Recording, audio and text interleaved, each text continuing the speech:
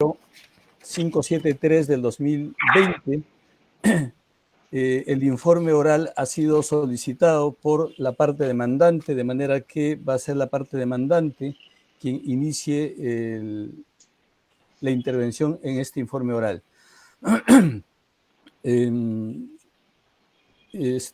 Vamos a ser flexibles con el tiempo, pero le rogaría de todas maneras una capacidad de síntesis, porque ambas partes querrán intervenir al mismo tiempo, imagino yo. Doctores, por favor, guarden a sí mismo la compostura, que yo supongo que eso va a ocurrir. Vamos a empezar entonces con la intervención de la parte demandante. Luego vamos a escuchar el informe de hechos y luego pasaremos a la parte demandada. Por favor, la parte demandante, no sé quién va a empezar, dígalo por favor señalando su nombre y su condición. Gracias. Mi nombre es Walter Gutiérrez, defensor del pueblo. Soy quien va a sustentar la demanda de amparo. Si me permite, señor juez, ¿puedo comenzar? Adelante, doctor. Señor juez del primer juzgado constitucional de Lima, nos presentamos a su despacho para fundamentar, para argumentar nuestra demanda de amparo en favor de la ciudadana Ana Estrada, con la finalidad que se respete su derecho a la muerte en condiciones dignas.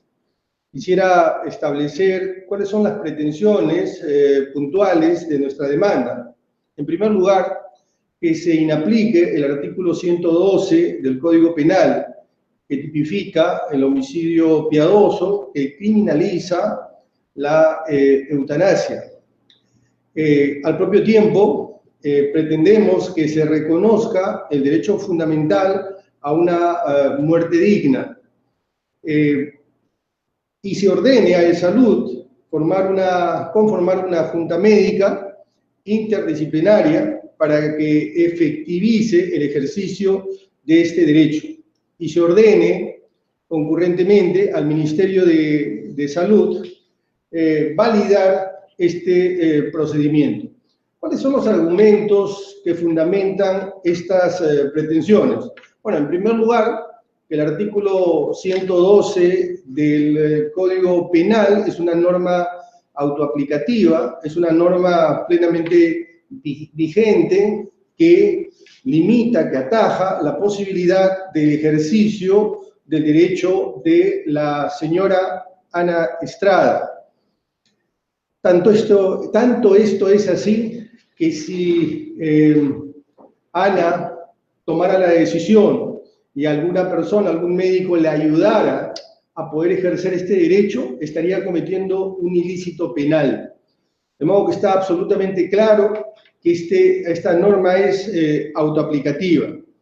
Pero además, como lo señalará la propia Ana Estrada, ella en este momento padece una enfermedad terrible, tremendamente dolorosa, que inexorablemente la va a llevar a la muerte, pero no solamente la va a llevar a la muerte, en el tránsito hasta el final va a ser un tránsito doloroso, de enorme sufrimiento. Nuestro pedido no es dejarla morir, nuestro pedido es dejarla decidir hasta qué momento, hasta qué punto y en determinadas condiciones, esas condiciones hacen que su vida, a juicio de ella, no sea digna de ser vivida. La demanda, además, pretende materializar la proscripción de los tratos crueles e inhumanos. Y por eso es que este caso, como veremos más adelante, es un caso que tiende a convertirse en una suerte de leading case, una suerte de caso que va a ser un precedente de cara hacia el futuro. ¿Qué derechos son los que se están vulnerando en las actuales condiciones? En primer lugar, la Defensoría considera que el derecho a una muerte en condiciones dignas es un derecho que está alojado, reconocido en el artículo 3 de la Constitución. Es un derecho que ya existe. No es un derecho que lo vamos a construir, no es un derecho que a partir del amparo va a nacer. Lo que estamos pidiendo es que se declare este derecho. Y este derecho se fundamenta en, como es obvio, en el derecho a la dignidad, que es el primero de nuestros derechos en el catálogo de derechos fundamentales de nuestro ordenamiento constitucional. Pero al mismo tiempo se compagina, señor juez, con el derecho a la autonomía de la voluntad. Es decir, esa libertad que tenemos todos, que está reconocida en nuestra Constitución, pero también en todo el bloque de constitucionalidad, para decidir nuestro itinerario vital, es decir, para decidir la construcción de nuestra propia personalidad. Y esto implica no solamente la toma de decisión en ese derrotero camino, sino también en un momento determinado, ante asiagas circunstancias, poderle poner fin. De manera que esa compaginación, es decir, el derecho a la dignidad y el derecho a la autonomía de la voluntad, son derechos que en su conjunto constituyen los elementos de este derecho a morir en condiciones dignas. Pero además, también, como ya anoté, este derecho pretende atajar, evitar que la persona sufra un trato cruel, sea objeto de padecimientos intolerables, insufribles. La omisión del Estado, es decir, que el Estado persista en no hacer nada respecto a esta situación, instrumentaliza a la persona, no le da un contenido esencial, no le da un contenido ético-jurídico, porque asume un concepto absolutamente plano, lineal, respecto de lo que es la vida de la persona. Respecto de esta construcción argumentativa que está en nuestra demanda, los demandados han alegado una serie de argumentos para cuestionar el amparo. El primero de ellos es que se ha señalado, el Ministerio de Justicia ha señalado que nosotros pretendemos que el juez se convierta en un juez positivo, un juez creador de normas. Esta posición del Ministerio olvida que a lo largo de los últimos 30 años, los jueces constitucionales han jugado un rol importantísimo entre el carácter meramente literal de la redacción de una norma y la materialización del derecho. Los jueces han interpretado las normas y han concretado esos derechos. Y no solamente han llegado a eso, pero en este punto quiero particularmente subrayar eso. Es decir, nosotros no estamos pidiéndole al juez que cree un derecho, ni estamos señalándole que va a sustituir al legislador. Estamos solo apuntando con este amparo que para un caso concreto declare fundada esta demanda y, en efecto, tanto Salud como el Ministerio de Salud creen una normativa, se valide esta normativa para poder hacer aplicable este derecho que nosotros consideramos tiene Ana Estrada. Pero también se ha alegado la falta de regulación para el ejercicio de un derecho fundamental. En realidad, ejemplos podemos encontrar, señor juez, abundantes sobre casos donde no existía una norma, donde no existía un precedente, donde no existía una jurisprudencia, y sin embargo, los derechos se han declarado. Ahí están, por ejemplo, el caso del derecho a la verdad, el caso del derecho al agua. Entonces, estos argumentos de ningún modo cuestionan, ponen en tela de juicio estos fundamentos que nosotros estamos planteando para sostener nuestra demanda. Yo quisiera, justamente al hilo de lo que estoy señalando, leer muy sumariamente dos sentencias de la Corte Interamericana de Derechos Humanos. El caso Poblete Vilches, que declaró la responsabilidad internacional del Estado por no brindar información clara, precisa, a los familiares de un paciente sobre el procedimiento médico que recibió y no obtener el consentimiento informado. En esta sentencia, la Corte reconoce la posibilidad de rechazar un tratamiento.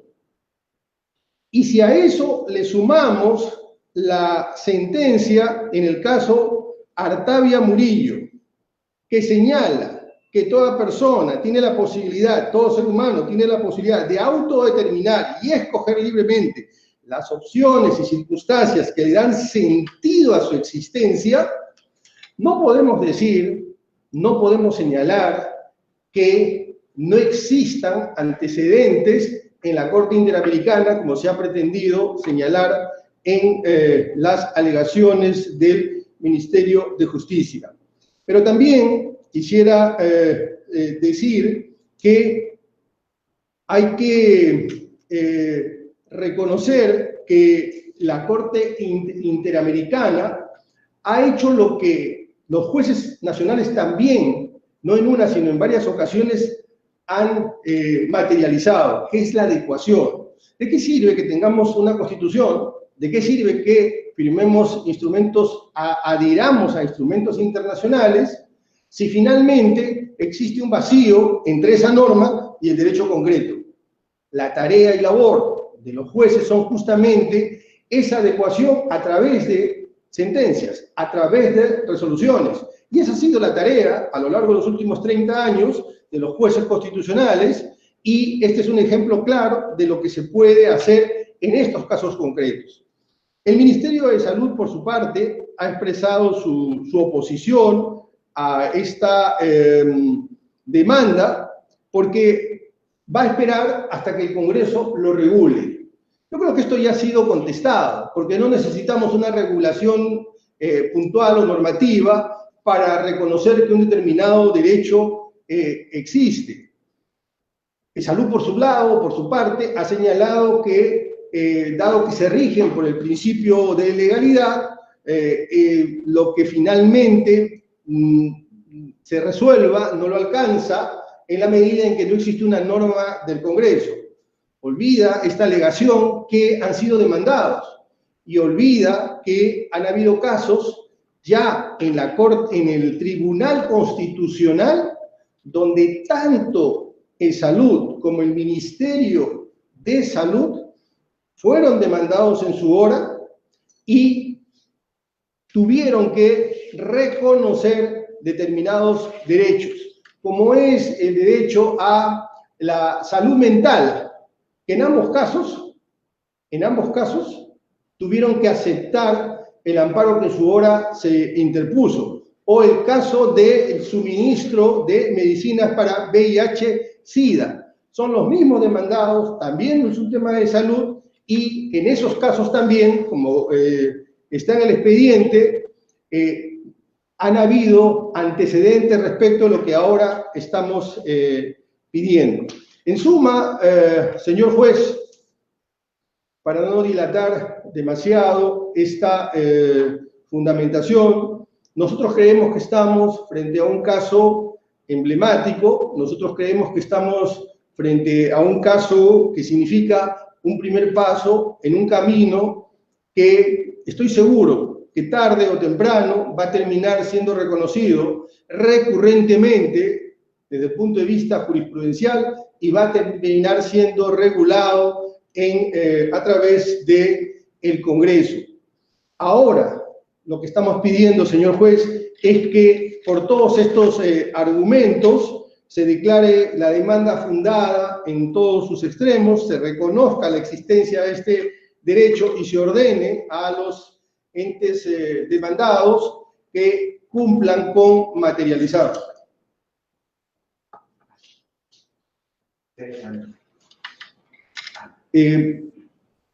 Señor juez, la señorita Ana Estrada a continuación hará su exposición de hechos. Le escucharemos a la señorita Ana Estrada. Adelante, por favor. Buenas tardes, señor juez. Agradezco la oportunidad de ser escuchada mi solicitud y mi petición por el derecho a la muerte digna. Hoy es un gran día para mí, es el más esperado. Antes de iniciar esta intervención, permítame precisar que hago mucho esfuerzo para poder hablar. Debo hacer varios procedimientos previos. Primero, mi enfermera me ha desconectado el ventilador. Luego, he tenido que descansar. En ese momento, para las dos, es un momento muy tenso porque no sabemos si las aspiraciones que ella realice de las secreciones serán suficientes para cambiar la cánula interna y tapar la tráqueo. Finalmente, después de varios intentos, mis músculos respiratorios han comenzado a trabajar y ha salido la voz.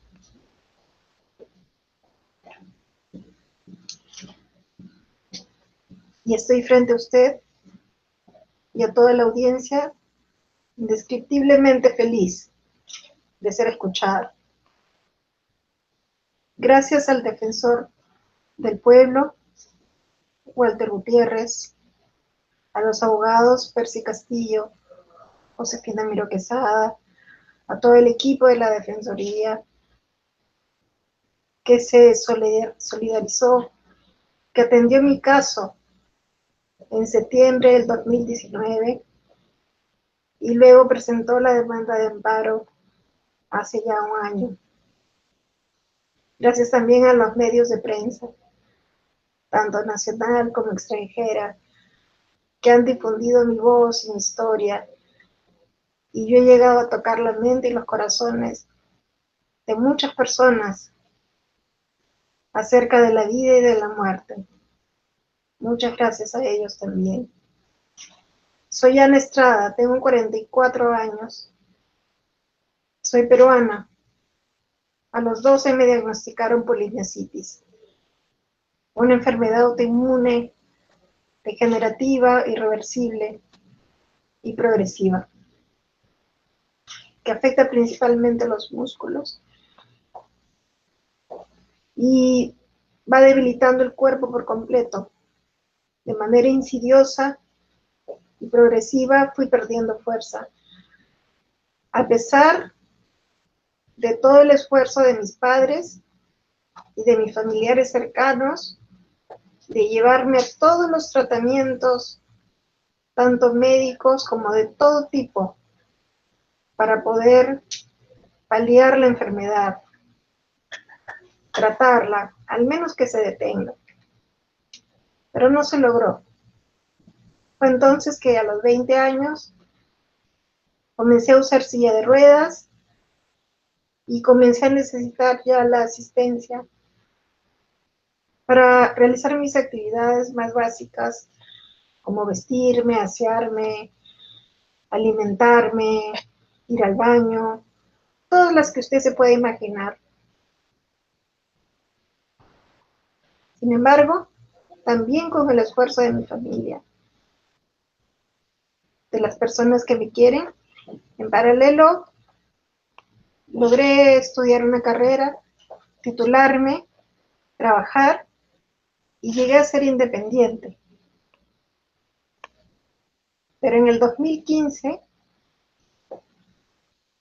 la enfermedad siguió avanzando y atacó los músculos respiratorios. Y es ahí donde me hospitalizan en UCI del Hospital Revalliati. Fui intubada Primero por 15 días aproximadamente. Luego los médicos evaluaron que no iba a resistir respirar por mi cuenta, así que me practicaron una traqueostomía para conectarme al ventilador. Me alimentaron por sonda orogástrica. Finalmente, como no podía deglutir, también tengo una gastrostomía. Fui traída a mi casa de alta en enero del 2016, bajo el cuidado de enfermeras las 24 horas del día. Mis padres, que también son adultos mayores, tuvieron que mudarse conmigo porque yo ya no podía trabajar.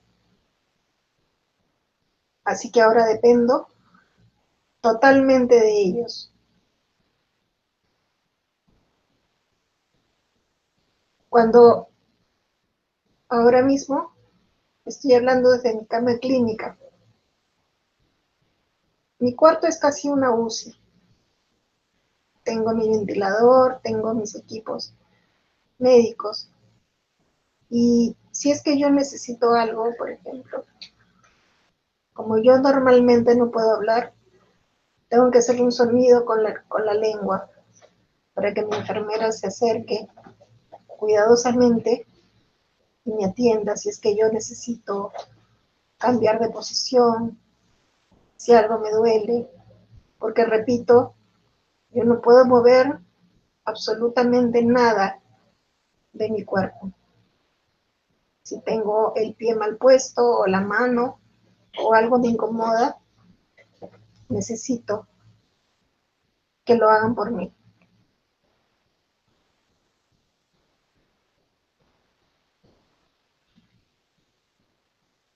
La, la motivación por mi derecho a la muerte digna se inició cuando yo recaí en el 2016 y me volvieron a hospitalizar. Fue ahí que me di cuenta que esto ya no era vida para mí, que yo ya lo había perdido todo. Y me di cuenta de que en mi país está criminalizado. Si es que alguien me ayuda a ponerle fin a mi sufrimiento y poder morir.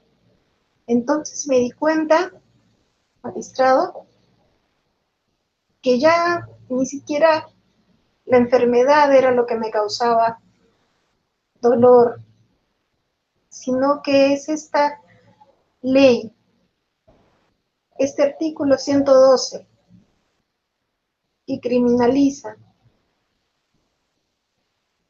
y que me prohíbe y que hace que el Estado crea que tiene derechos sobre mi vida y sobre mis decisiones. No creo que haya una manera correcta o incorrecta de llevar una enfermedad. Creo que hay que evaluar la situación de cada persona, de cada paciente, de acuerdo a su propia historia, a sus creencias, a sus ideologías. Cuando yo busqué aquí alguna manera, porque investigué muchísimo antes de hacer público mi deseo, y me topé todo el tiempo con que no había ninguna posibilidad, incluso consideré hacerlo de manera clandestina,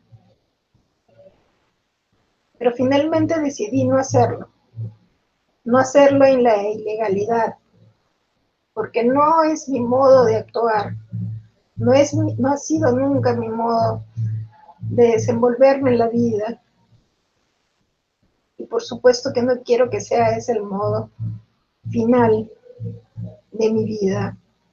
Hubiera sido trágico, terrible, haber decidido por ese camino. Por eso estoy hoy aquí frente a usted y a la audiencia y a muchas personas que se han solidarizado conmigo, que me han acompañado en este tiempo, que sé que me están escuchando ahora. Esta es mi historia. Los derechos están para quienes los necesiten, para quienes los requieran. Yo lo necesito. Muchas gracias.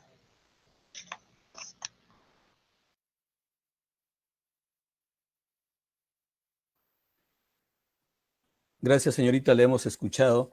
Antes de que concluya su parte, quisiera hacerle una pregunta a usted.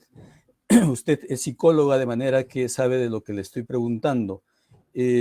Yo, a la hora que fundamente mi resolución, sea en la forma que usted pida o en sentido contrario, necesito hacer una distinción entre su condición especial y la condición que pudiera tener una persona con una patología depresiva.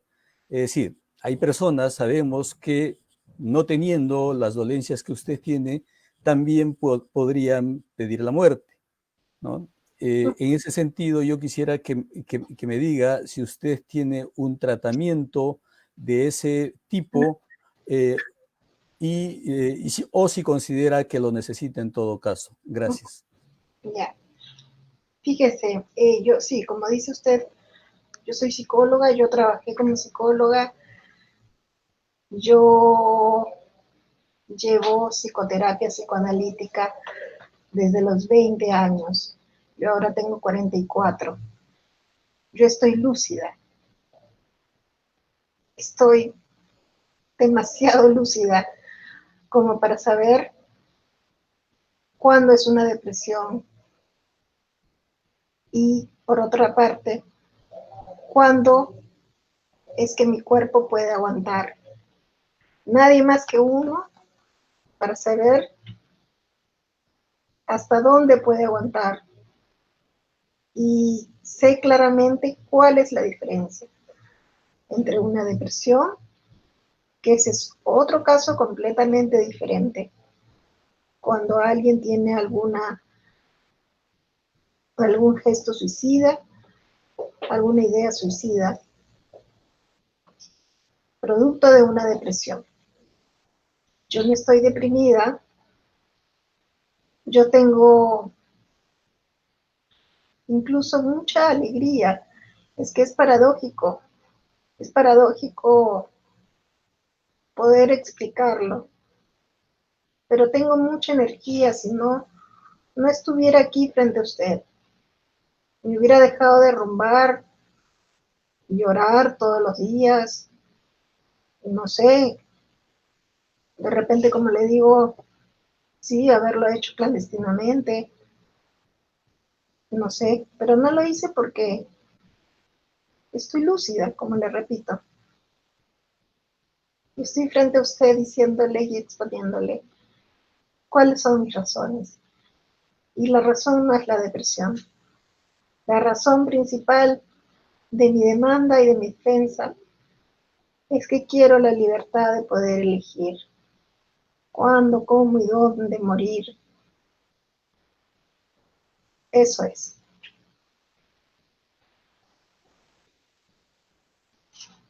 No sé si le queda claro. Perfectamente, señorita. Bien, la parte demandante va a proponer todavía otro abogado que intervenga o pasamos a la parte demandada.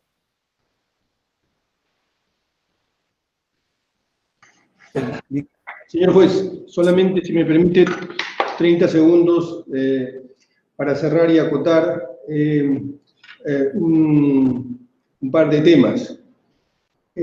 Cuando Ana dice que ella puede hacerlo o podía hacerlo, es un giro retórico, porque ella materialmente no puede hacerlo. Y precisamente por eso es que estamos pidiendo que se inaplique el artículo 112 del Código Penal, porque quien le ayudaría cometería un delito. Y a eso se refiere cuando habla de que lo pudo haber hecho tratando de escamotear la ley, y esa no es la ruta que ella quiere seguir. Pero también quisiera acotar, señor juez, que Ana es una persona que tiene muchas ganas de vivir, que aunque esto parezca contradictorio, es una persona sensible, es una artista, es creadora, es escritora, y creo que todos quienes la conocen pueden dar testimonio de eso.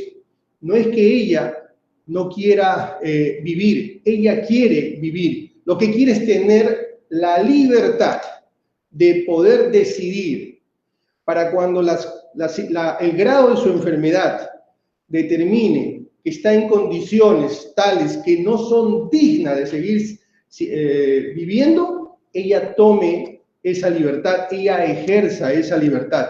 No es que se quiera suicidar el día de hoy. Ella es una persona de una gran alegría y que además insufla alegría a muchas personas y vitalidad a muchas personas en este momento. Pero lo que ella está reclamando es la libertad, porque ella ha perdido todo, ha perdido su privacidad, ha perdido sus posibilidades de poder desarrollar muchas dimensiones de su vida. Pero lo que no quiere perder, el último recodo de libertad que ella no quiere perder es este. Y el Estado justamente no puede ser omiso a este petitorio, y por eso, señor juez, es que reiteramos que esta demanda sea declarada fundada en todos sus extremos. Gracias por su paciencia, señor juez.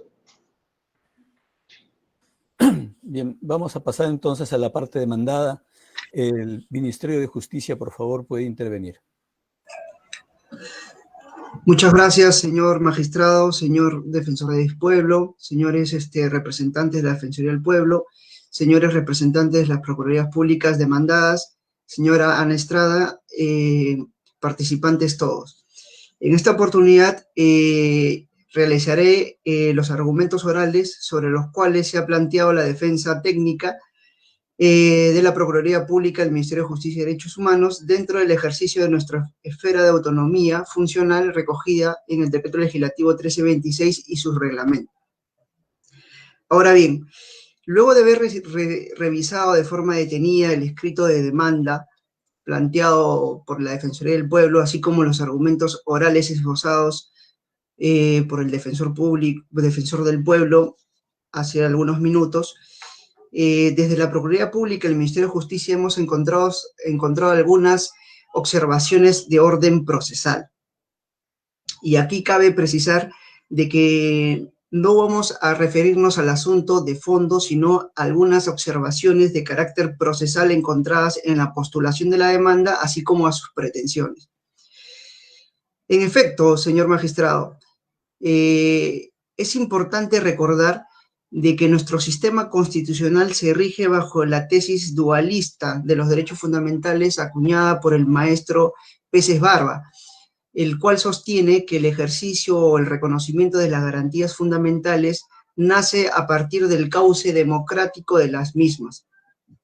En efecto, el Tribunal Constitucional, a la luz de varias jurisprudencias, ha determinado que precisamente los derechos fundamentales, así como el ejercicio de sus garantías, se encuentran delimitados precisamente a su reconocimiento normativo por un lado y a su aspecto moral. De ahí que esta tesis dualista del ejercicio de los derechos fundamentales se rige en dos ejes muy importantes, precisamente a propósito de la tesis que maneja el doctor Peces Barba, que es que sin justificación moral no hay derecho fundamental, y que sin incorporación de estos derechos al ordenamiento jurídico tampoco lo hay. Y con ello, señor magistrado, no pretendemos sostener de que el juez en pleno año 2021 se torne una suerte de juez boca la ley a propósito de la obra del doctor Maquistiu en su famoso libro El espíritu de las leyes. No, en lo absoluto nosotros sostenemos de que el juez constitucional es el boca de la ley. Nosotros sabemos de que bajo el espíritu y los ares de un Estado constitucional, un juez constitucional es en esencia un juez interpretador. No obstante, este juicio interpretativo que tienen los jueces constitucionales a la luz de esta tesis dualista tiene límites, y uno de sus límites más importantes de los estándares de interpretación constitucional precisamente es el conocido como el principio de corrección funcional, el cual, como todos conocemos, se encuentra delimitado a que la labor interpretativa que realiza un juez constitucional no puede menoscabar ni inmiscuirse en otras atribuciones o roles que el constituyente ha reservado a otros poderes del Estado. Y precisamente reafirmamos que esto no supone en lo absoluto limitar al juez al mandato expreso de la ley, como ha señalado el señor defensor del pueblo en su intervención, pues no desconocemos en lo absoluto dicha función. Lo que nosotros argumentamos es que esta función interpretativa del juez tiene límites, y uno de esos límites más importantes es el principio de corrección funcional, el cual es un elemento esencial de todo Estado democrático de derecho. En ese sentido, es importante mencionar también que este principio ha sido reconocido en diversas jurisprudencias del Tribunal Constitucional. Por ejemplo, podemos citar el caso Inostroza Pariachi, el caso Mateo Castañeda, el caso Frontón, el caso Casinos y Tragamonedas, el caso de licencias de pesca, entre otros muchos casos. Y recientemente, por ejemplo, el caso del señor Ugarteche relacionado al reconocimiento del matrimonio entre dos personas del mismo sexo, donde el Tribunal Constitucional precisamente observó que dentro del tránsito de nuestro ordenamiento constitucional, así como las normas que conforman el bloque de constitucionalidad, no existía un reconocimiento expreso de este derecho. En ese sentido, el tribunal precisó a su vez que quedaba a la libertad del Parlamento realizar una regulación al respecto. En ese sentido, y bajo este contexto, consideramos que el juez, en este caso, usted, señor magistrado, debe realizar el debate y el análisis de la presente controversia. Ahora bien, habiendo realizado esta precisión o este contexto de orden procesal y a la luz del principio de corrección funcional, nos preguntamos, ¿corresponderá o será la vía jurisdiccional el camino polarizar o para implementar o para institucionalizar una institución tan importante como es el procedimiento de eutanasia para personas con graves enfermedades? ¿Acaso el camino del control difuso de constitucionalidad que solicita la Defensoría del Pueblo es suficiente para que se pueda materializar la aplicación de esta intervención médica? A nuestro juicio, eso no sería suficiente. La problemática no solamente es el impedimento regulado en el artículo 112 del Código Penal, pues no se puede soslayar de que no existe base normativa a nivel legislativo y a nivel infralegal, es decir, protocolos y directivas que regule la instauración de este procedimiento, de manera tal que a través de una sentencia constitucional el juez no podría inmiscuirse en asuntos que deberían ser deliberados a través de la representación nacional, esto es el Parlamento. Y esto precisamente guarda armonía con mi primera intervención, con el tema de la necesidad de que el reconocimiento de los derechos y garantías sigan el cauce democrático. Y con ello, insisto, no desconocemos la interpretación del juez constitucional, sino más bien que esta labor interpretativa tiene que seguir los cauces que el propio constituyente ha impuesto como límites. Y aquí es importante señalar que la ausencia de regulación legislativa para la aplicación o la intervención de este procedimiento médico es de suma importancia, toda vez que en la práctica de esta intervención se encuentran otros bienes jurídicos también en conflicto. Por ejemplo, el tema de que se asegure de que la voluntad sea indubitable, ¿no? Y para lo cual no solamente es suficiente, como sabemos, la sola declaración de la víctima, sino también es importante la intervención de una comisión multisectorial a cargo de un psicólogo, a cargo de un psiquiatra, como existen en otros modelos según el derecho comparado, a los cuales me referiré más adelante. Por ejemplo, la objeción del juicio de conciencia del médico. entre otros asuntos que se pueden dar en el cauce o en el procedimiento de una aplicación de una institución tan importante. No desconocemos la importancia de esta institución, que debería, a nuestro juicio, seguir un cauce democrático propio del reconocimiento de estos derechos, de manera tal que consideramos que el juez constitucional no tendría la atribución constitucional para convertir su sentencia en un protocolo médico o peor aún, ordenar al Ministerio de Salud que se dicte un protocolo o una directiva a partir de una persona particular, pues como conocemos, las normas, tanto legales como infralegales, se dictan a mérito generales y no a títulos personales. Aquí es importante señalar, señor magistrado, que según el estudio del derecho comparado, en los países donde se encuentra regulada esta institución, cabe precisar con varios matices distintos, porque existen varias tipologías que se pueden dar en este tipo de aplicación de estas intervenciones médicas. No solamente se da a solicitud del propio titular, hay casos donde la persona afectada o afligida con esta enfermedad no puede manifestar su voluntad. Entonces, también hay en el caso de niños. Entonces, existe una serie de supuestos que se pueden dar en relación a esta materia. De ahí que en todos los estados donde se encuentra regulada, los supuestos no son los mismos, pero sí existe una preponderancia en que todos nacen a partir de una regulación legislativa. Tenemos, por ejemplo, el caso de Estados Unidos, donde hay regulación en Oregón, en Montana, en Vermont, en California, a través de una legislación federal. Tenemos el caso de Canadá, que se dio a través de una legislación del año 2015, tenemos el caso de Holanda del año 2002, Bélgica, Luxemburgo en el año 2002 y 2009 respectivamente, Suiza en el año 2002, todos a través de un procedimiento de gestación legislativa propio de un asunto tan relevante como el que se nos pone a debate. Y finalmente Colombia, que es, digamos, el caso que sirve de sustento de la presente controversia.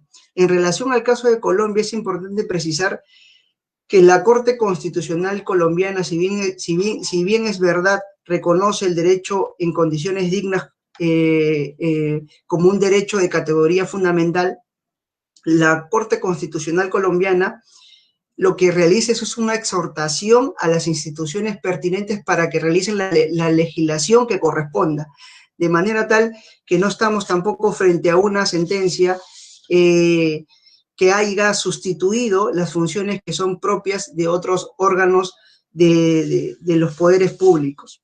Finalmente, y con esto concluyo, señor magistrado, si me permite, quiero referirme al tratamiento que ha recibido esta institución en el marco del Sistema Internacional de los Derechos Humanos, los cuales, como bien conocemos, se encuentran divididos en dos fuertes vertientes, ¿no? En el Sistema Interamericano de Derechos Humanos y en el Sistema Europeo de Derechos Humanos, que digamos que es la doctrina jurisprudencial más cercana a nuestra región. En relación al Sistema Interamericano de Derechos Humanos, se han hecho menciones a dos sentencias, el señor defensor del pueblo, al caso Colite Vilches y al caso Artaria Murillo. Quiero precisar que en ninguno de los dos casos se hace referencia a casos similares al que se plantea en la presente demanda, pues de la revisión y estudio que he realizado del Sistema Interamericano, tanto a nivel de Corte Interamericana de Derechos Humanos como a nivel de la Comisión Interamericana de Derechos Humanos, no existe ningún pronunciamiento de parte del sistema en relación a este supuesto derecho a condiciones dignas. Donde sí existe pronunciamiento y vasto pronunciamiento de parte del Sistema Europeo de Derechos Humanos. Hay hasta 9 casos a nivel del Sistema Europeo de Derechos Humanos, tanto a nivel de la Gran Corte. Por ejemplo, tenemos el caso Petri versus Reino Unido, el caso Cot versus Alemania, el caso Silence versus España, el caso Haas versus Suiza, el caso Lambert versus Francia, el caso Ada Rossi versus Italia, el caso Gross versus Suiza, el caso Gar versus Reino Unido y el caso Afari versus Francia. ¿Cuál es el común denominador de todos estos casos que han sido emitidos a la luz del Sistema Europeo de Derechos Humanos? De que en todos esos casos ha sido unánime la posición del Tribunal de Estrasburgo en el sentido de señalar que a la luz del artículo 8 del Convenio Europeo de Derechos Humanos se puede afirmar que no existe el derecho humano a morir o a decidir el día de la finalización de nuestra vida. En ese sentido, la posición ha sido unánime en reafirmar de que desde la perspectiva del derecho internacional, la pretensión que se pretende esbozar en la demanda no tendría asidero desde la perspectiva del sistema tanto interamericano de derechos humanos como del sistema europeo del mismo. Con ello no pretendemos desconocer la necesidad existente de los estados de realizar una regulación al respecto. Es más, en el caso Preti versus Reino Unido, el Tribunal Europeo de Derechos Humanos muestra su sensibilidad o su simpatía respecto a la sensibilidad del caso, ¿no? Para utilizar los términos exactos que utiliza el tribunal en idioma francés, muestra su simpatía sobre el asunto controvertido, advirtiendo que es importante que los estados de alguna forma realicen una regulación que garantice que las personas no sufran tratos contrarios a la dignidad humana. No obstante, y aquí reafirmo la posición que ha establecido el Tribunal Europeo de Derechos Humanos, que deja bajo el margen libre de apreciación de los estados la regulación al respecto, reconociendo el proceso democrático del reconocimiento de los derechos humanos. En ese sentido, señor magistrado, la posición que sostiene la Procuraduría Pública, el Ministerio de Justicia y Derechos Humanos es, para resumir, en el sentido de que no consideramos de que el camino de la jurisdicción constitucional sea el idóneo para el debate de una institución tan importante como el que se plantea en la demanda de amparo, sino más bien, a nuestro juicio, ello merece seguir el cauce democrático propio de la tesis dualista del ejercicio de los derechos fundamentales, de manera tal que deberá ser el Congreso de la República el que, a través de un proceso de debate democrático en el seno de la representación nacional, el que realice una regulación al respecto, para que luego las autoridades de salud realicen las emisiones de las directivas y las normas infralegales que correspondan. Precisamente esta necesidad de realizar un proceso legislativo como soporte tiene que ver con los bienes jurídicos de relevancia constitucional que se encuentran en juego en la práctica de un procedimiento tan delicado como el que se nos somete a consideración. Por estas consideraciones, señor magistrado, solicitamos que la demanda sea desestimada en todos sus extremos. Va a intervenir el Ministerio de Salud, por favor. Buenas tardes, señor magistrado, colegas de la defensa. En primer lugar, quiero expresar, evidentemente, como ser humano, mi solidaridad con la situación bastante difícil que viene atravesando en estas circunstancias la señorita Ana Estrada. El hecho que nosotros discrepemos de la posición expresada por el señor representante de la Defensoría del Pueblo no significa que nosotros no entendamos, no significa que no comprendemos los tremendos y momentos difíciles por los que seguramente debe estar sufriendo la señorita Ana Estrada.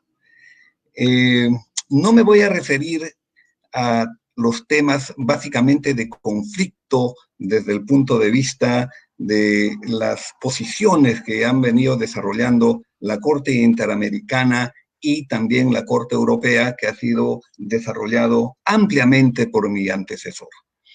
Creo que efectivamente de lo que se trata es de determinar si en verdad la actual circunstancia por la que atraviesa Ana Estrada lleva necesariamente a que el juez constitucional tenga que resolver este tema y disponer que tanto de Salud y el Ministerio de Justicia, el Ministerio de Salud, conforme lo han establecido en su petitorio, tengan que desarrollar una serie de lineamientos, una serie de pautas para los efectos de que se pueda proceder respecto de este tema. Es más, han señalado incluso en la demanda de que a partir de este caso particular pueda desarrollarse un protocolo y guías técnicas de carácter general para poder desarrollar la actividad en relación a la eutanasia. Obviamente que la eutanasia tiene diversos matices conforme lo ha explicado mi antecesor. Sin embargo, lo que quiero señalar es que definitivamente queda totalmente claro que el artículo 112 es una norma autoaplicativa. En eso no tenemos absolutamente ningún problema. Sin embargo, es evidente que al margen de nuestra voluntad se está poniendo en juego una situación en la que la ponderación está entre el derecho a la vida y el derecho a la dignidad humana. Es decir, las actuales circunstancias por las que atraviesa la señorita Ana Estrada nos pone en juego para resolver este tema. Es decir, la prevalencia de uno o de otro de los aspectos de estos derechos fundamentales que están consagrados en el artículo 1 de nuestra Constitución Política del Estado. Obviamente, nosotros consideramos que el derecho a la vida es un derecho fundamental. Mientras haya vida, ¿no? Y en esa vida se tiene efectivamente el derecho a la dignidad humana.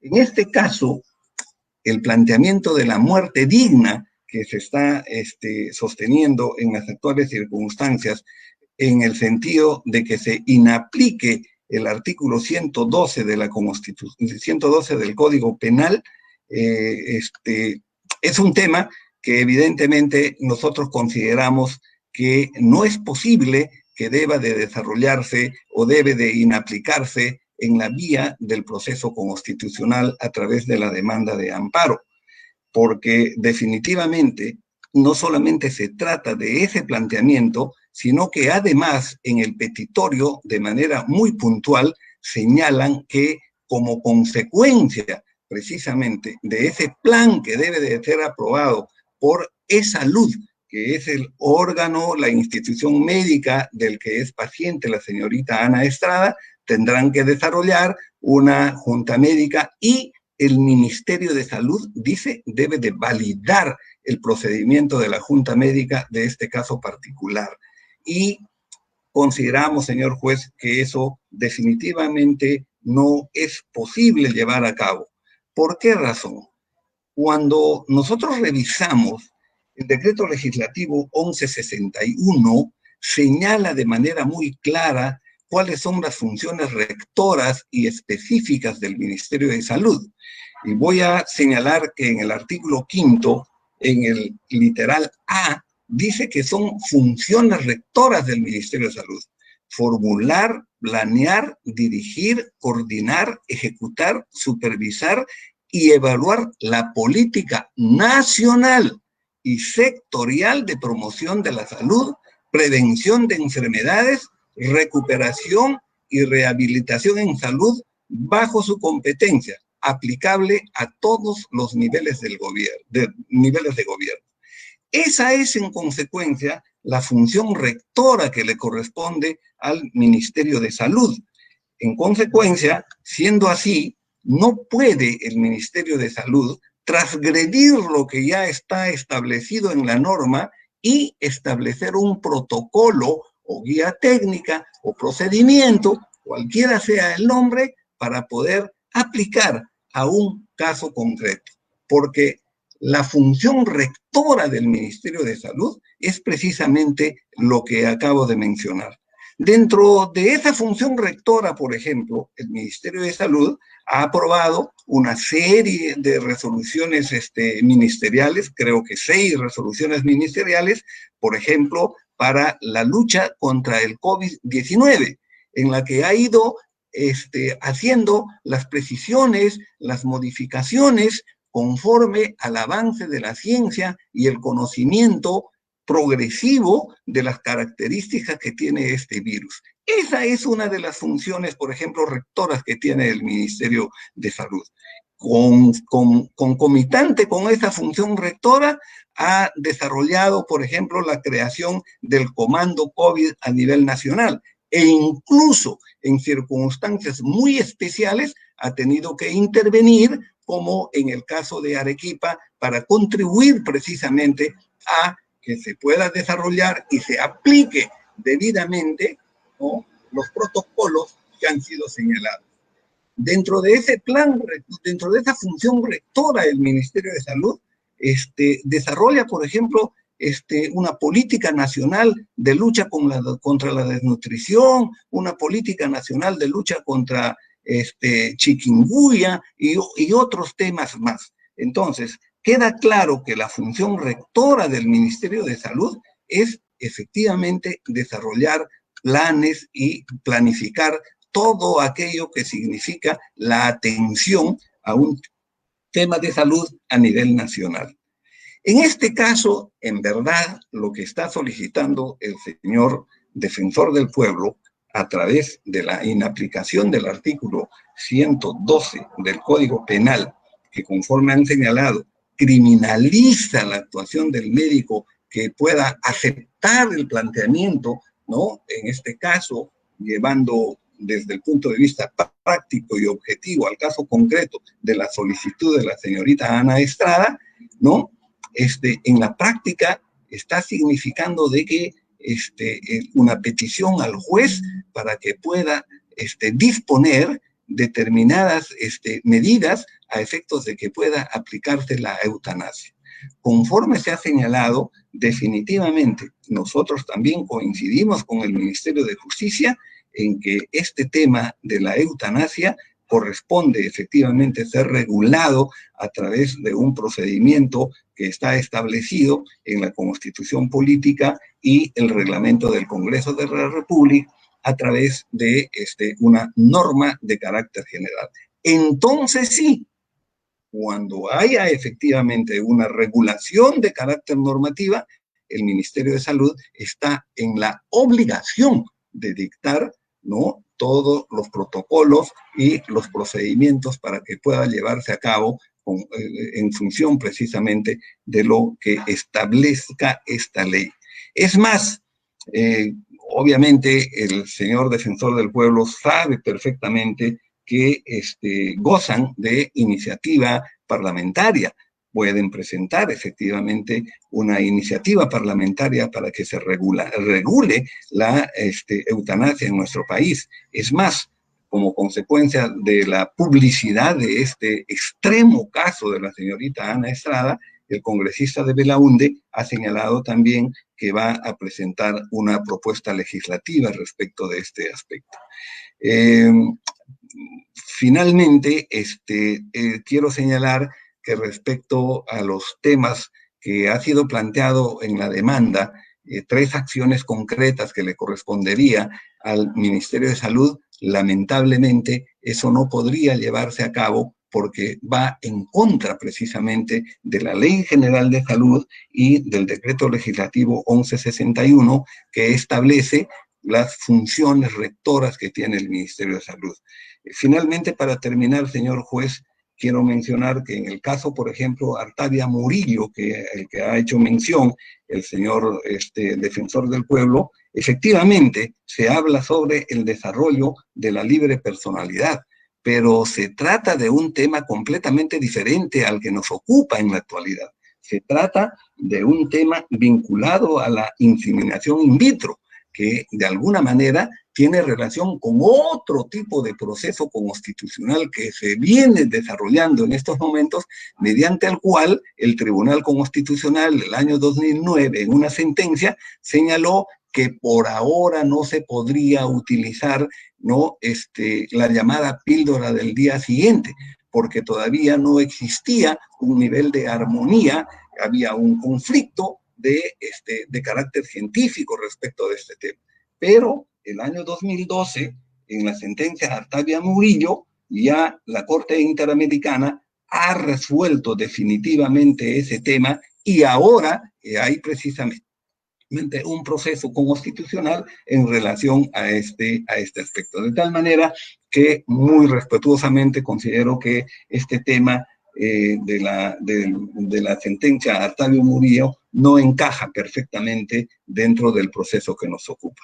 Por esas razones, señor magistrado, solicito que se declare infundada la demanda en cuanto a los extremos de actuación que podría corresponderle al Ministerio de Salud en el supuesto de que haya una sentencia estimatoria. Muchas gracias, señor.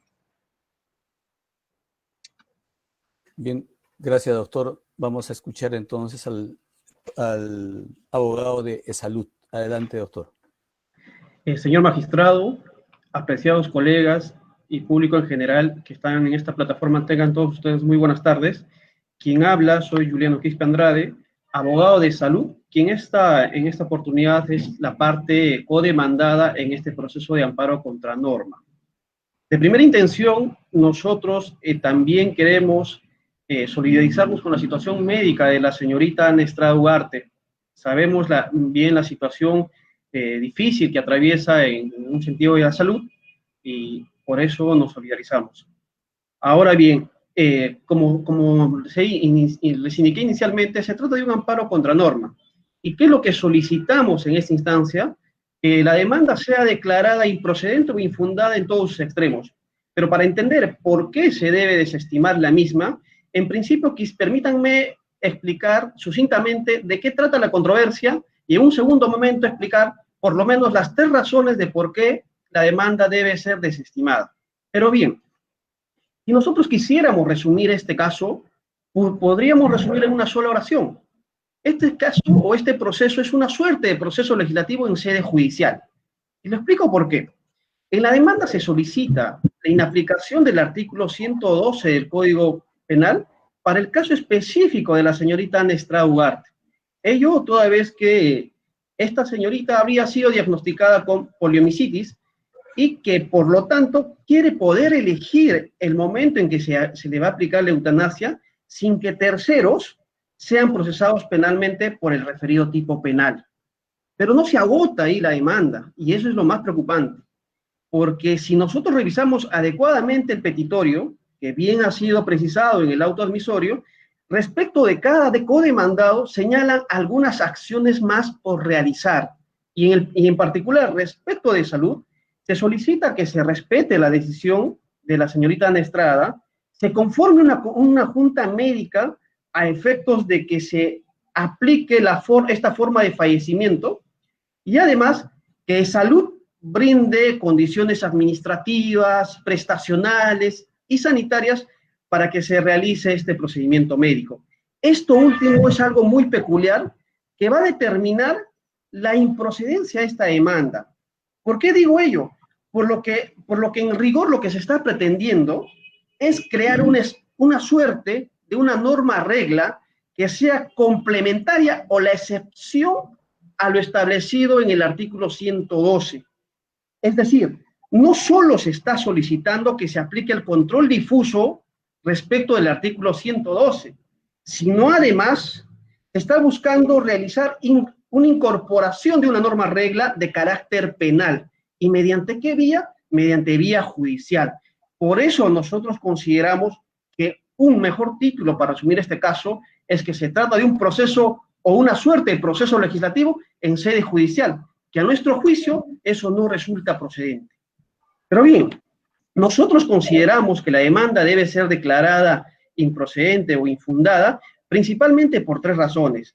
Porque intentar amparar la tesis sostenida por la Defensoría del Pueblo implicaría trastocar el principio de legalidad, implicaría no advertir que la elaboración de un procedimiento médico o de un protocolo se realiza conforme a ciertos estándares aprobados por la entidad rectora de salud, que en este caso es el MINSA, y además porque en querer o estimar una pretensión tal como ha sido planteada por la Defensoría del Pueblo implicaría transgredir el principio de separación de poderes y el principio de corrección funcional.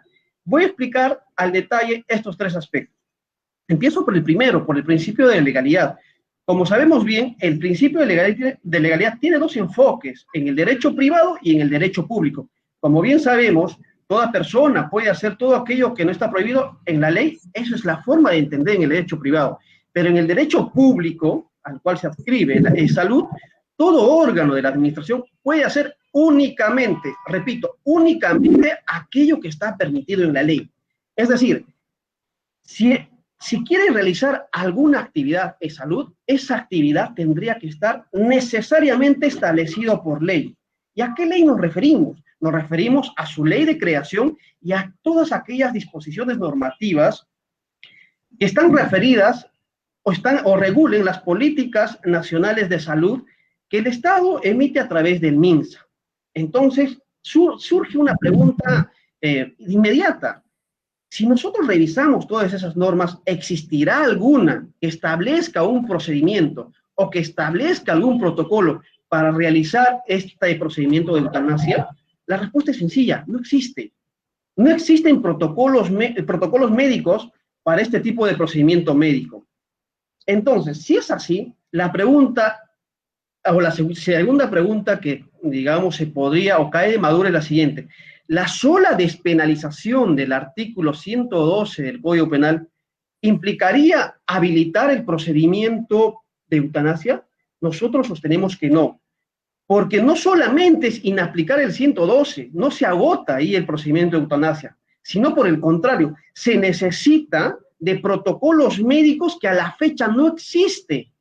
Se necesita de protocolos médicos que en principio tiene que ser autorizado por el ente rector de salud, que en el momento no existe. Entonces, ¿en qué nos encontramos? Nos encontramos en una situación de que salud se encuentra atado de manos. Por tanto, estimar la demanda significaría transgredir el principio de legalidad, situación que no es admisible en un Estado constitucional de derecho. Ese es el primer argumento, señor magistrado.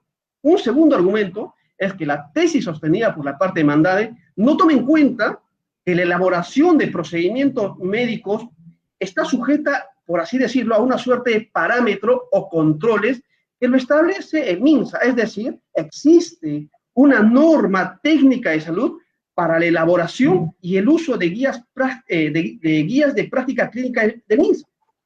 Entonces, claro, si nosotros, o si su judicatura en su momento va a poder revisar todas esas normas, no va a encontrar una sola norma que regule los protocolos médicos.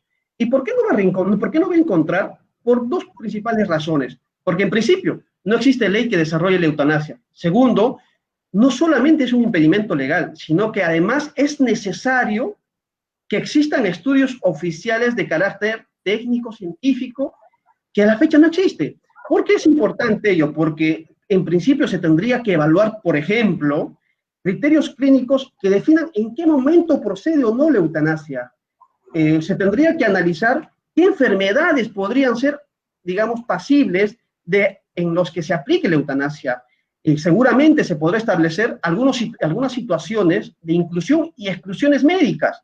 Y además, también se tendría que establecer, mediante una ley, claro está, los tipos de medicamentos que se permitan utilizar para que se realice este procedimiento médico a la brevedad y de forma certera.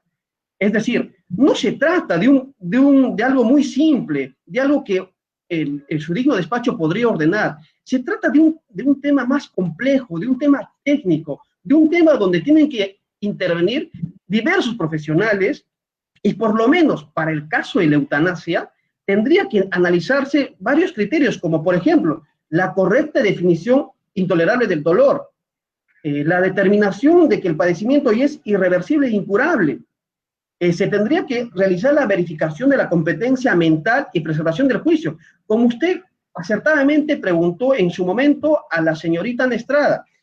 Entonces, hay algunos aspectos que se tendrían que tomar en cuenta en su momento cuando se establezca esta ley, pero por el momento no existe. Es decir, no existe un protocolo médico para realizar este tipo de procedimiento médico, que previamente tendría que realizar el ente rector. Y por además, no se advierte, o la parte demandante no advierte que esto no es un simple acto seguido, sino es todo un estudio técnico especializado. En ese sentido, podemos advertir el segundo argumento por qué se debe de desestimar la demanda. Un tercer argumento es la transgresión al principio de separación de poderes y corrección funcional. Como todos sabemos, en una sentencia del Tribunal Constitucional, en un caso reciente, que es la disolución del Congreso, ha establecido que la separación de los poderes o el principio de separación de poderes es un rasgo esencial de la forma de gobierno. Y en palabras sencillas, hace entender que por este principio se entiende que el Poder Legislativo le corresponde legislar y al Poder Judicial le corresponde juzgar sobre la base de disposiciones normativas que previamente se hayan establecido. Eso no quiere decir que simplemente el Poder Judicial sea un órgano o un poder boca de la ley. No confundamos las cosas. Pero, ¿por qué decimos que se afecta este principio? Porque del tenor de la demanda se advierte que se está pretendiendo crear un nuevo derecho con rango constitucional, soslayando el procedimiento legislativo. Se está intentando crear una regla excepcional al artículo 112 del Código Penal para que así no se penalice el homicidio piadoso. Esta situación claramente trastoca la función que tiene el MINSA, que es el ente rector de establecer las políticas nacionales de salud, y además estaría obligando a salud a realizar cierto procedimiento sin que se tenga ciertos protocolos, que la ley así lo manda. Entonces, estas son las tres razones por lo que nosotros sostenemos que la demanda debe ser declarada infundada en todos sus extremos. Muchas gracias, señor magistrado. Doctores, me imagino que habrá una segunda ronda como dúplica que la solicitará la Defensoría del Pueblo, pero antes yo quisiera señalar algunas cosas. Precisamente por una demanda de Defensoría del Pueblo, el que habla como juez emitió una sentencia en el año 2014 declarando el control de convencionalidad e inaplicando unas normas del Código Civil en un proceso de discapacidad del señor Segovia Soto. En aquel caso, el Ministerio de Justicia igualmente manifestó que no era parte en un principio y luego se opuso a la norma. Sin embargo, algunos años después, el Ministerio de Justicia emitió un decreto legislativo que reguló el tema. De manera que, a grosso modo, lo que quiero decirles es que yo conozco bastante bien hasta dónde el juez puede o debe actuar en una sentencia y hasta dónde corresponde el legislativo. Pero a pesar de ese conocimiento que considero tener, este es un tema bastante debatible y todavía no encuentro el camino preciso, definido. No tengo una sentencia ya, la dictaría en esta audiencia si fuera el caso. No es así.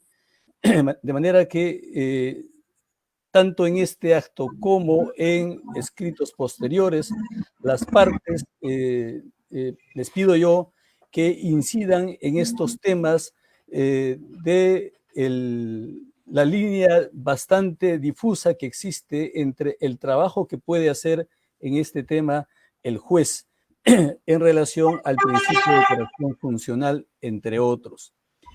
El otro tema que en el supuesto de que se considerase la inaplicación del Código Penal, me quedan todavía algunos otros elementos como los señalados y ya adelantados respecto de los protocolos e incluso de la objeción de conciencia que pudiera existir en su momento por parte de un médico, por ejemplo. Esos son temas que todavía no están debidamente sustentados en el expediente, y de manera que, les reitero, sea por escrito o en este acto, se sirvan sustentar la sentencia, no va a ser inmediata, de manera que estamos en esa posibilidad. No sé si el señor defensor va a hacer uso de la palabra.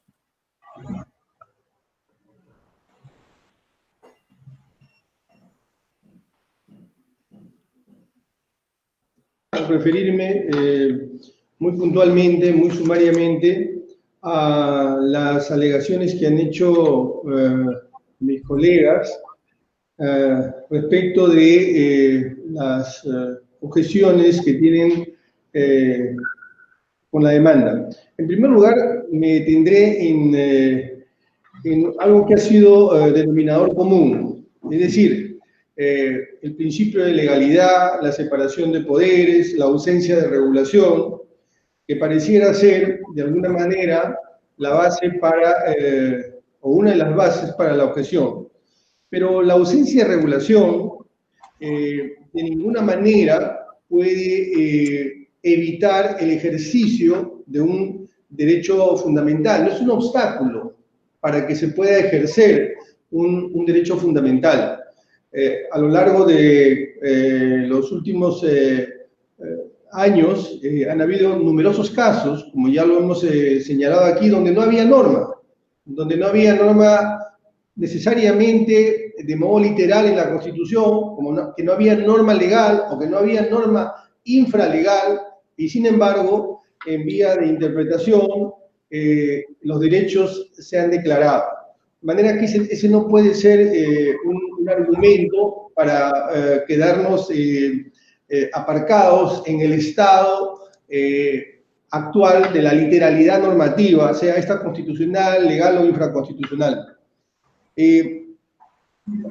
Bueno, el trabajo común, señor juez, es que todos mis colegas se solidarizan con el caso de la señorita Ana Estrada. Es más, me parece que por lo menos en más de un caso se advierte que podrían eventualmente estar de acuerdo. Es decir, siempre y cuando esto nazca y surja del poder legislativo. Esta forma de argumentación entraña un error en sí mismo. El famoso concepto de la ausencia de prueba no es prueba de ausencia. Es decir, en este caso, que no haya una norma no nos debe conducir a la creencia o convicción de que el derecho no existe. El derecho existe, el derecho está ahí. Y en esta oportunidad el derecho está encarnado en una persona, que es Ana Estrada. Respecto de la voluntad indubitable, nosotros desde luego estamos completamente de acuerdo.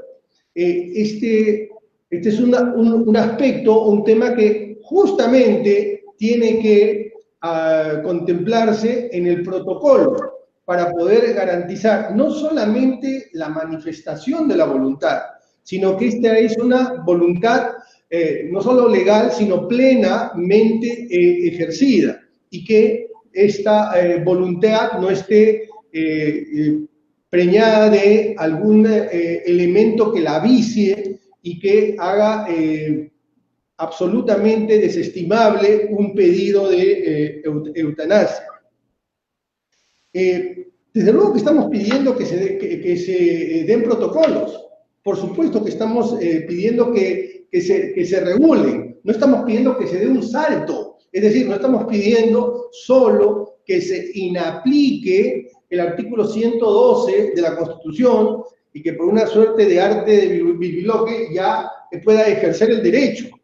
Desde luego que van a tener que crearse protocolos, como ya anteriormente se ha dado en los casos que he mencionado, tanto en el caso de VIH-Sida como en el caso de salud mental. No es que no se pueda, no es que simplemente se dé la sentencia o que se le aplique una norma y que como consecuencia de eso el derecho se va a poder materializar. Respecto a la objeción de conciencia, que también ha sido mencionado y se ha mencionado numerosa jurisprudencia de la Corte Europea,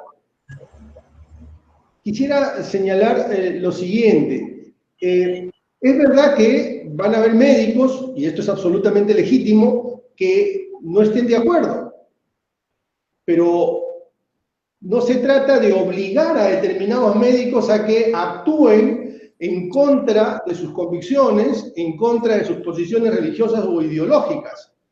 Hay otro grupo de médicos que pueden estar alineados con este tipo de derechos. Del mismo modo que no se puede enfermedad de la misma manera y que piensen que determinadas condiciones no son dignas para que se continúe con la vida, del mismo modo que se respeta eso, del mismo modo se respeta la objeción de conciencia de los médicos. Y aquí permítame apuntar solamente un dato que me parece importante a propósito de la objeción de conciencia. En Chile, en una última encuesta que se ha hecho justamente en el Colegio Médico, el 70% de los médicos considera que la eutanasia es perfectamente viable y que los médicos pueden ejercerla y debieran ejercerla de acuerdo a su propia conciencia. De modo que este no es un tema que vaya a ser un obstáculo para que se declare fundada la demanda. En resumen, señor juez, nosotros en vía de complementación enviaremos un escrito levantando todos los argumentos, todas las alegaciones u objeciones que han presentado nuestros colegas, pero nos reiteramos, nos ratificamos que la demanda debe ser declarada fundada en todos sus extremos. Gracias.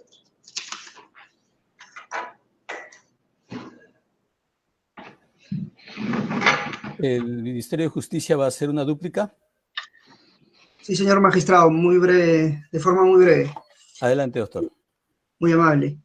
Solamente quisiera mencionar 3 puntos. El primero de ellos es en relación, y con esto insisto y guardo armonía con el desarrollo de mi argumentación inicial, que es de que no hay que perder de vista la naturaleza del proceso constitucional en el que nos encontramos, que es un proceso, como sabemos, de naturaleza de tutela de derechos subjetivos, cuya sentencia en principio es una sentencia con efectos interpartes.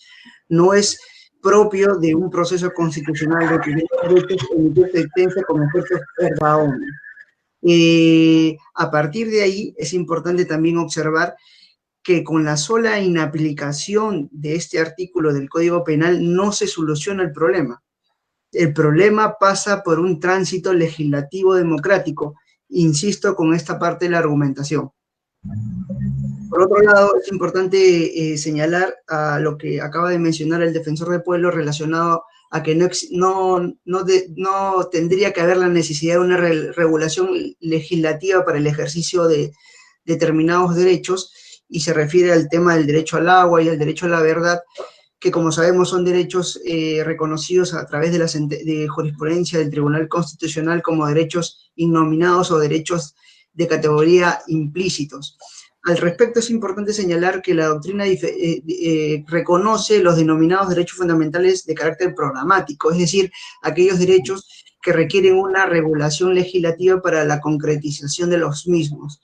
En ese sentido, estos dos derechos invocados no son comparables, como podemos observar, al derecho que se encuentra discutido en la presente controversia, que como lo he desarrollado de forma amplia en mi intervención, tiene que ver se encuentra en conflicto con otros bienes de igual de relevancia o de estatus constitucional, como el que mencioné, por ejemplo, del tema de la objeción de conciencia de los médicos, ¿no?, que necesariamente tiene que ser regulado. Entonces, lo cual, como es lógico, no podría ser desarrollado a través de la sentencia. En ese sentido, la necesidad de un tránsito legislativo democrático es propio de la tesis dualista que recoge nuestro modelo de jurisdicción constitucional, por un lado, y por el otro, es importante también el tránsito legislativo por los derechos en conflicto y por la necesidad de hacer un amplio debate multisectorial, debido a que estamos ante una materia que merece un análisis de corte o de carácter técnico. Y finalmente es importante señalar o replicar lo que señaló el defensor del pueblo en relación a una supuesta legitimidad de los médicos en relación a la institución de la eutanasia para estos casos de enfermedad terminal. Es importante señalar que Una cosa es la legitimidad, digamos, de la ciudadanía o la legitimidad de los médicos a favor de una determinada institución, y otra que esta institución se incorpore a través de un exceso del activismo judicial y no más bien a través de un cauce democrático propio de nuestro modelo de Estado constitucional de derecho.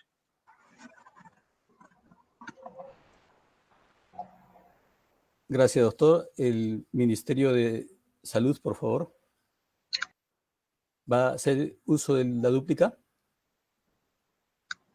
Muy brevemente, señor magistrado. Adelante. Básicamente para poder reiterar los argumentos que hemos señalado, y como punto central señalamos que definitivamente dentro de esta vía del proceso constitucional de amparo no es posible que pueda resolverse esta controversia, porque no solamente significa la inaplicación del artículo 112 del Código Penal, sino que ello conlleva en la pretensión a que el señor juez tenga que disponer mediante plazos para que Salud y luego el Ministerio de Salud tenga que aprobar guías técnicas y protocolos respecto de este tema. Y el peligro todavía es mayor cuando se señala que a partir de este tema puede ser extensivo de manera general. Desde el punto de vista práctico, lo que nos está diciendo es que a través de esa disposición, en el caso que se estimara la demanda, tendríamos nosotros que desarrollar toda una guía técnica respecto de la eutanasia, lo que no es posible. Por ello consideramos que definitivamente la vía donde debe de discutirse este tema es a través del procedimiento de carácter legislativo, en la que definitivamente se emitirán una serie de opiniones de los diferentes sectores, y luego cuando haya y cuando exista una norma regulatoria de la eutanasia, ¿no?, en ese caso recién el Ministerio de Salud, de acuerdo a la Ley General de Salud, tendrá la posibilidad de emitir los protocolos y las guías técnicas correspondientes. Muchas gracias, señor.